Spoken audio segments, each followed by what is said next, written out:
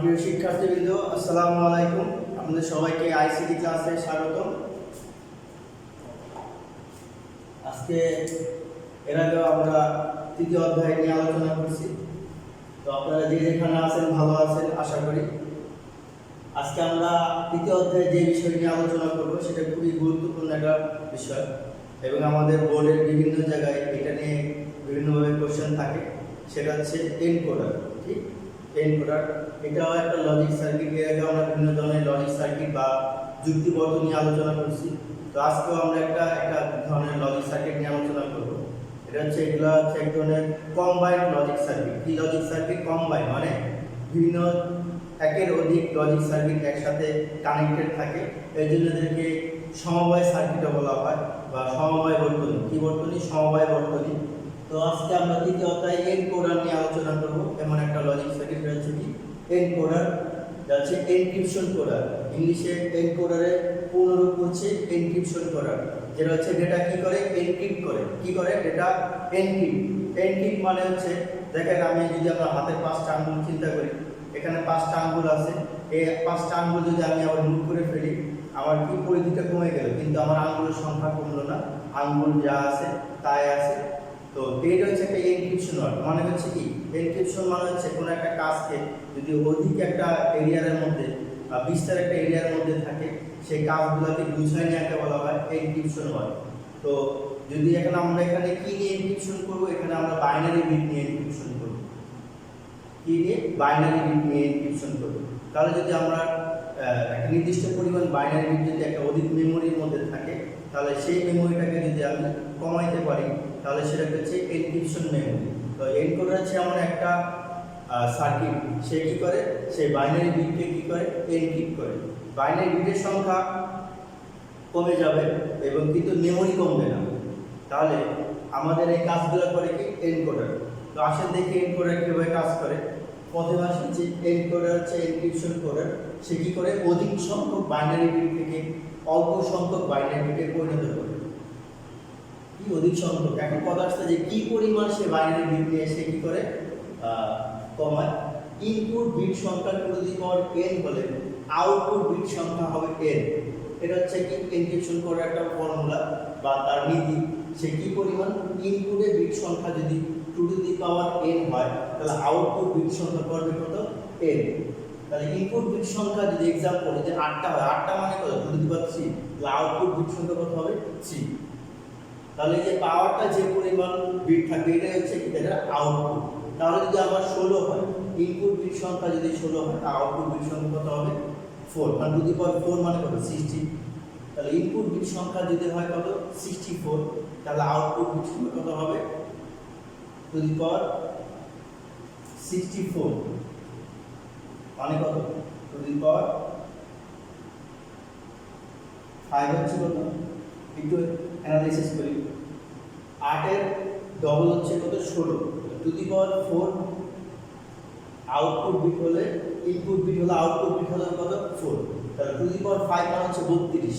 তাহলে output bit সংখ্যা কত হবে? 5। টু দি পাওয়ার 6 হচ্ছে কি? 64। টু দি পাওয়ার 6 হচ্ছে কি? 64। তাহলে আউটপুট বিট সংখ্যা হবে কত? 6। টু দি পাওয়ার 7 হচ্ছে কি? 128। তাহলে ইনপুট বিট সংখ্যা হবে 128, হলে আউটপুট বিট সংখ্যা হবে কত? 7। এরকম ভাবে টু দি পাওয়ার 8 কত? 256। তাহলে ইনপুট বিট সংখ্যা 256 হলে আউটপুট বিট সংখ্যা হবে 8। ইনপুট বিট সংখ্যা যদি হয় 512, 512 হচ্ছে মানে two the power 9। Input bit সংখ্যা যদি টু দি পাওয়ার 9 হয় বা 512 হয়, তাহলে আউটপুট বিট সংখ্যা হবে 9। তাহলে ইনপুট বিট সংখ্যা টু দি পাওয়ার 10 মানে 1024। কত? 1024। তাহলে ইনপুট বিট সংখ্যা যদি 1024 হয়, তাহলে আউটপুট বিট সংখ্যা হবে কত? 10। তাহলে দেখেন, চিন্তা করেন এখানে সে কি পরিমাণ বিট কি করতেছে? ইনক্রিপশন করতেছে বা কমাচ্ছে। 1024 বিট থেকে কত? 10টা বিটে রূপান্তর করতেছে। এই হচ্ছে কি এনক্রিপশনের কাজ। তো এরকম একটা ডায়াগ্রাম দেওয়া আছে। এখানে হচ্ছে এটা হচ্ছে 422 এনক্রিপশন ডায়াগ্রাম। ইনপুট লাইন 4টা, আউটপুট লাইন কয়টা? 2টা। মানে A0 A1 A2 A3 এরকম কয়টা ইনপুট লাইন? 4টা ইনপুট লাইন। এবং কি আউটপুট লাইন কয়টা? 2টা, X এবং কি Y। সে অধিক সংখ্যার ইনপুট থেকে অল্প সংখ্যা আউটপুটে পরিণত করে। কি পরিণত করে? বিটে, বাইনারি বিট। তার মানে সে কি করে? ডাটা পোস্ট করার জন্য কম্পিউটারের মেমোরি বিটটাকে কি করে? কমায়, কিন্তু এখানে ভ্যালু কোনো চেঞ্জ হয় না। এবার আসে কি, তো এটা তাহলে আমরা কি বুঝতে হবে? এটা একটা সমবায় বর্তনী। কি বর্তনী? সমবায় বর্তনী। এখন প্রত্যেকটা আমরা জানি যে যুক্তি বর্তনী একটা করে কি আছে? একটা সত্যক সারণী আছে বা ট্রুথ টেবিল।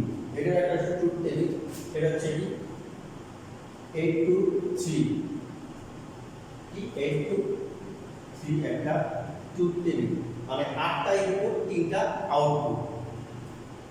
তাহলে আবার এরকম 8টা আমি যদি ইনপুট নিই, A0, A1, A2, A3, A4, A5, A6, A7, কয়টা ইনপুট হলো? 8টা। আউটপুট কি? X, Y, Z। এখন প্রত্যেকটা সার্কিটের বা বর্তনী বা যুক্তি বর্তনী কি আছে? একটা করে নীতি আছে। সেই নীতি অনুসারে কাজ করে। যেমন অর্গের নীতি কি ছিল? ইনপুটে যে কোনো একটা 1 হলে আউটপুট 1 হবে, ইনপুটে সবগুলো 0 হলে আউটপুট 0 হবে। অ্যান্ড গেট ছিল, ইনপুটে যে কোনো একটা 0 হলে আউটপুট কি হবে? 0। ইনপুটে সবগুলো 1 হলে আউটপুট কি হবে? 1। নট গেট কি ছিল? ইনপুট 0 হলে আউটপুট 1 হবে, ইনপুট 1 হলে আউটপুট 0 হবে। নর গেটে কি ছিল? ইনপুটে যে কোনো একটা 1 হলে আউটপুট 0 হবে, ইনপুটে সবগুলো 1 হলে আউটপুট 0 হবে। তারপরে ন্যান্ড গেটে কি ছিল? ইনপুটে যে কোনো একটা 0 হলে আউটপুট 1 হবে, ইনপুটে সবগুলো 1 হলে আউটপুট 0 হবে। এক্সঅর গেটে কি ছিল? এক্সঅর গেটে ছিল ইনপুটে 1 যদি বিজোড় সংখ্যক হয় তাহলে আউটপুট 1 হবে, ইনপুটে 1 যদি জোড় সংখ্যক হয় আউটপুট কি হবে? 0। এক্সঅরে কি ছিল? ইনপুটে 1 বিজোড় সংখ্যক হলে আউটপুট 0 হবে, ইনপুট 1 জোড় সংখ্যক হলে আউটপুট কি হবে? 1। এই ছিল নীতি। তাহলে এরকম এনক্রিপশন কোডারে একটা নীতি আছে, কিন্তু ওই ধরনের নীতির মতো না। এখানে একটা নীতি আছে, সেই নীতি হচ্ছে যে সে অবস্থান কাউন্ট করে। কি কাউন্ট করে? অবস্থান। দেখেন এখানে আমি একটা ট্রুথ টেবিল করছি, এখানে ডায়াগোনালি 1 হবে। ডায়াগোনাল মানে হচ্ছে আমরা সিঁড়িতে যেভাবে নামি, যে স্টেপ বাই স্টেপ। তো এটা হচ্ছে আমার প্রথম রো। এখানে 1 2 3 4 5 6 7 8। আমরা জানি আমার ইনপুট যদি হয় 8টা, আউটপুট যদি হয় 8টা, তাহলে আমার 8টা রো হবে। কয়টা রো হবে? 8টা। তাহলে এটা হচ্ছে আমার প্রথম রোর প্রথম কলাম 1, দ্বিতীয় রোর দ্বিতীয় অবস্থান 1, তৃতীয় রোর তৃতীয় অবস্থান 1, চতুর্থ রোর চতুর্থ অবস্থান 1, A4 মানে হচ্ছে পঞ্চম রোর পঞ্চম অবস্থান 1, এটা হচ্ছে ষষ্ঠ রোর ষষ্ঠ অবস্থান 1, A6 মানে সপ্তম রোর সপ্তম অবস্থান 1, A7 মানে হচ্ছে অষ্টম রোর অষ্টম অবস্থান 1। তাহলে আমরা ডায়াগোনালি কি পাইছি? অবস্থান অনুসারে 1 হয়েছে, বাকিগুলো অবস্থান কি হবে? 0।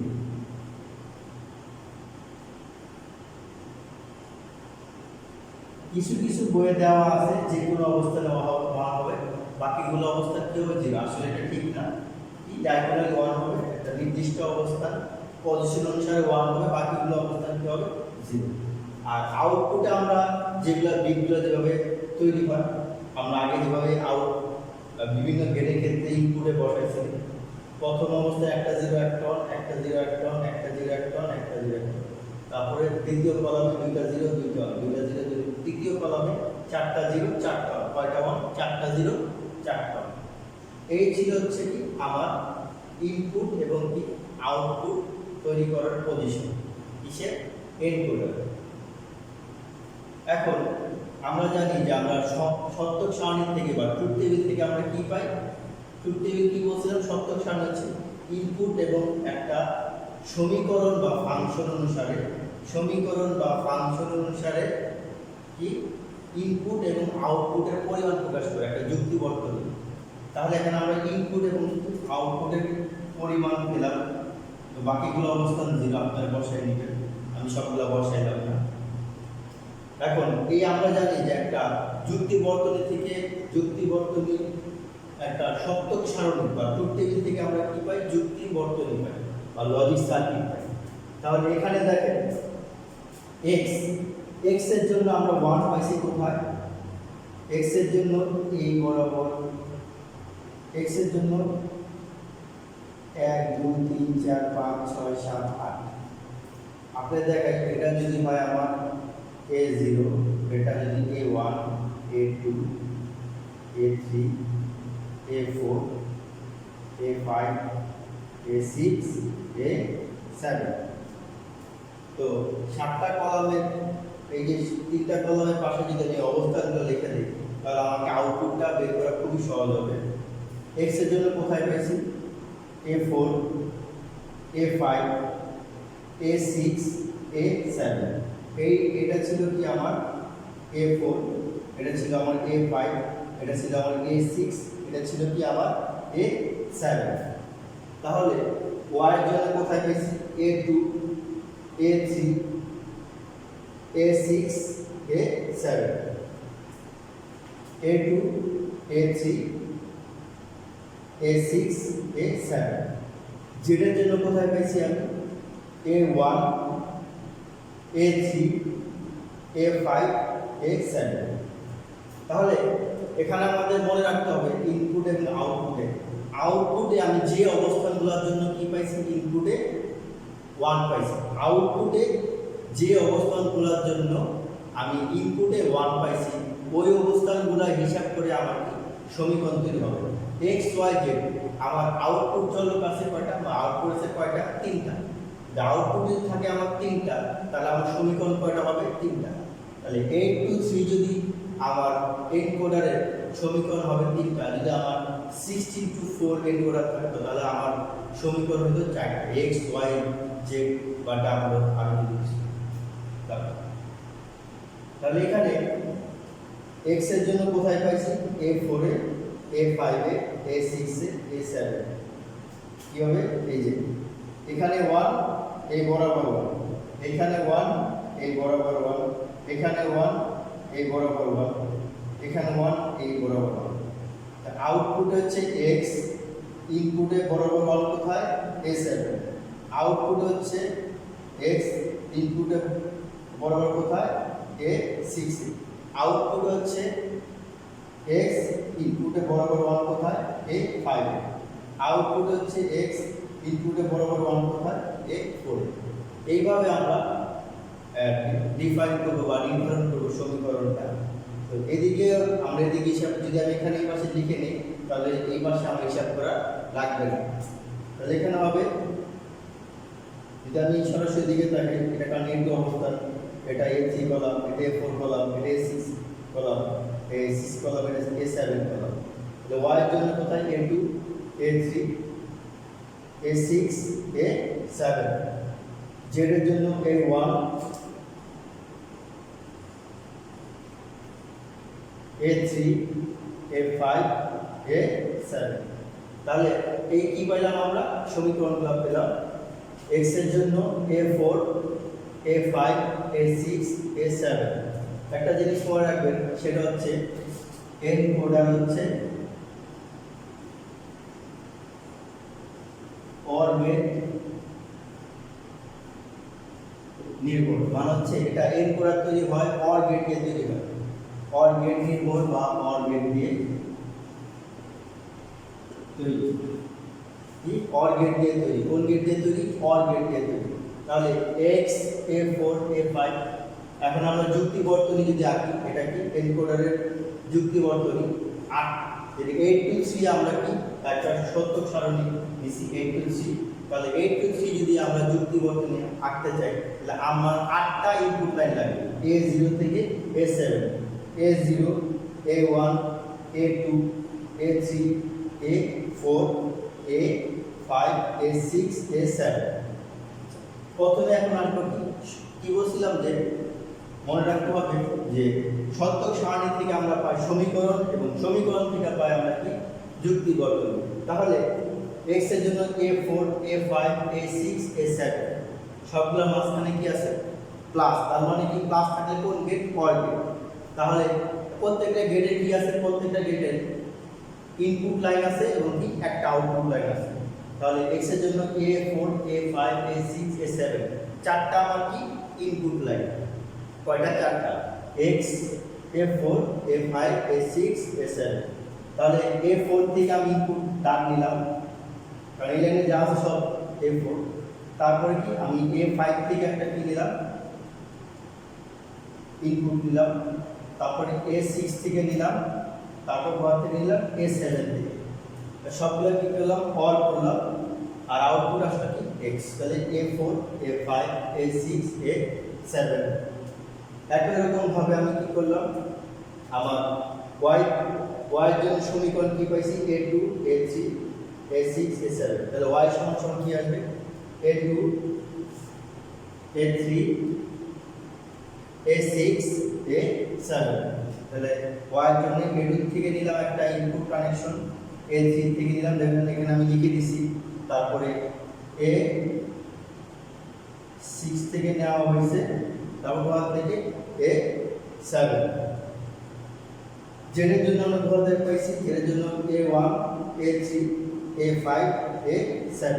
তাহলে সমীকরণ আসবে কি? জেড সমান সমান a1 plus a3 plus a5 plus a7। যেহেতু প্লাস তার মানে পাওয়ার গেট, তাহলে ইনপুট লাগবে। ইনপুট লাগবে কোন থেকে? a1 থেকে একটা নিব, a3 থেকে একটা নিব, a5 থেকে নিব, আর a7 থেকে। সবগুলো ইনপুট কানেকশন করব পাওয়ার গেটে। আউটপুটটা কি আসবে? জেড। তাহলে এই ছিল হচ্ছে পাওয়ার গেটের ব্লক চিত্র, শর্তক সারণী, যুক্তি বর্তনী। আর একটা OR গেট কোথায় ব্যবহৃত হয়? OR গেট সাধারণত ব্যবহৃত হয়, আমরা জানি কম্পিউটার 3 স্টেপে কাজ করে: ইনপুট, প্রসেস, আউটপুট। তাহলে ইনপুট ডিভাইস আছে আমাদের, প্রসেস মানে প্রসেসর আছে, এবং কি বিভিন্ন আউটপুট আছে। মনে রাখতে হবে এনকোডার কাজ করে ডাটা প্রসেসের আগের ডিভাইসে, তাহলে ইনপুট ডিভাইসে কাজ করে।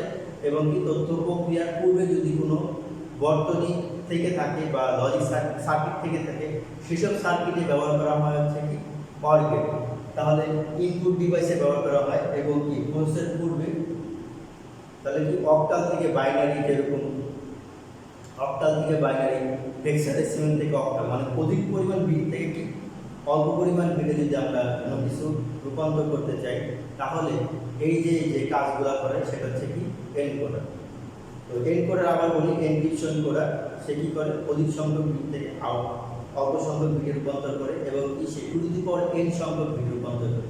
কি পরিমাণ বিটে? টু দি পাওয়ার n হতে n সংখ্যক বিট। তাহলে 16টা হলে হয় 4টা, 32টা হলে হয় 5টা, 1024টা হলে কয়টা হয়? মানে 1024 মানে কত? 10টা। তাহলে 1024টা হলে কয়টা হয়? 10টা। এই পরিমাণ বিট রূপান্তর করে। তো আমাদের একটা ব্লক ডায়াগ্রাম, ইনপুটে 4টা, 4 to 2 একটা এক্সাম্পল, আউটপুট 2টা। একটা হচ্ছে কি? একটা সমবায় সার্কিটের সে আরেকটা হচ্ছে এনকোডারের ট্রুথ টেবিল, 8টা ইনপুট লাইন, একটা আউটপুট লাইন। এটা নির্দিষ্ট অবস্থানে 0, first column 1, second column 1, third column 1। এইভাবে কি ডায়াগোনালি সে কি হয়? 1 হয়। এবং আউটপুটে আসলে একটা 0 একটা 2টা 0 0 4টা 0 4টা 1। এবং কি আমরা জানি যে OR গেট নির্ভর, তাহলে সমীকরণ আসছে কি? পজিশন অনুযায়ী x সমান সমান a4 a5 a6 a7। এইভাবে আমরা কি করব? OR গেটের যুক্তি বর্তনীগুলো অঙ্কন করব। তারপরে আমরা জানবো যে OR গেট কোথায় ব্যবহার করা হয়। আমরা জানি আমরা OR গেট ইনপুট ডিভাইসে ব্যবহার করা হয়, কিবোর্ড, মাউস ক্ষেত্রে, এবং তথ্য প্রক্রিয়ার পূর্বে। এবং OR গেটটা হচ্ছে কি? এবং কি এই এনকোডারটা হচ্ছে OR গেট নির্ভর। কি নির্ভর? OR গেট নির্ভর। তো ইনশাআল্লাহ আপনারা বুঝতে পারছেন এনক্রিপশন কোডার বা এনকোডার। সামনে ইনশাআল্লাহ আপনাদের ডিক্রিপশন কোডার পড়াবো। আজকের মতো এখানে ক্লাস শেষ করছি। আসসালামু আলাইকুম।